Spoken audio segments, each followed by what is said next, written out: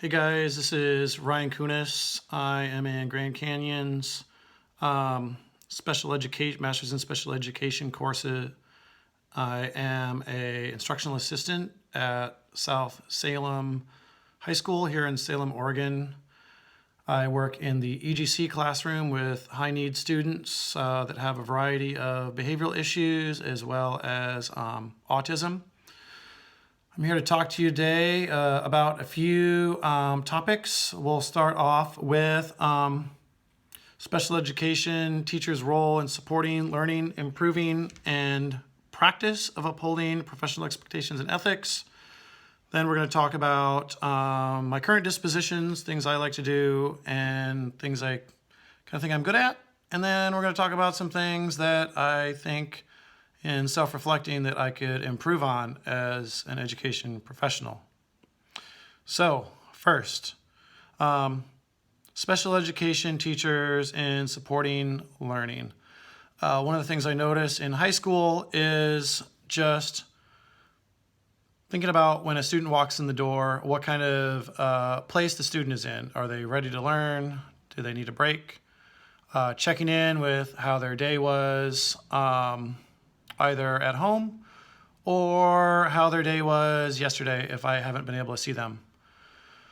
Secondly, the improving part, really that's, I think, speaking to collaboration and how as a team in my classroom we have 5 other aides in addition to the classroom teacher, as well as the gen ed teachers who I actually work with on a day-to-day basis where I am in their classroom observing students and assisting the students with their schoolwork. What I often do is I will report back to my special education teacher, who is the case supervisor, case manager, about how things are going, anything I think that we can improve on or change, and then have that conversation back to the classroom teacher that the student is in, the general education teacher.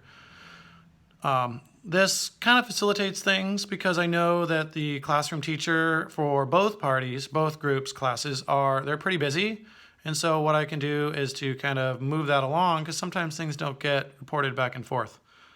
Let's see, professional expectations and ethics. Big thing I know, like at our school, we have a no cell phone policy, making sure our cell phones are in our pockets as teachers and instructional assistants. And ethics, well, ethics comes into a certain mandatory reporting. If we think a student is going to be committing any kind of acts that are mandatory to be reported to the police or supervisors, such as abuse or criminal acts, things like that. And then, advancing the profession. Really, I think that's going to get down into questions 2 and 3, where we're going to be talking about things that I currently possess that I think I do well, and then things that I think I can improve on. So, dispositions that I currently possess. Let's see. I think I have a nice demeanor to me with the students, where the students are able to relate to me. I like to think I have a very positive energy that not only affects the students I work with, but the staff around me. It's something that I think is infectious and that really brings everybody around me to a higher level. And beyond that, really, once I understand what's going on with a student, I really know how to help them better.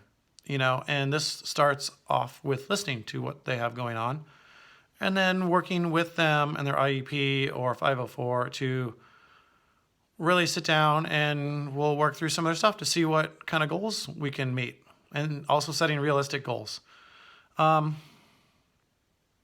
So dispositions that I need to work on before they enter the classroom. So I think it's different being the instructional aide versus the teacher in the sense I do get to work with the kids a lot. There's a lot of one-on-one time. As the teacher, you do not have as much one-on-one time. You have quite a bit, especially in special education. But there is a lot of the stressful things, I would call them, that you don't really notice as a instructional aide.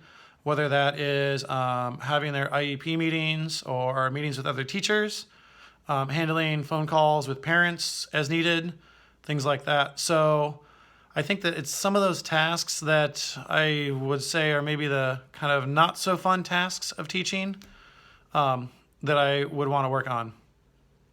So last question. What effect are personal biases have on expectations that teachers have for their students? How could these biases affect their relationships with the students and their families?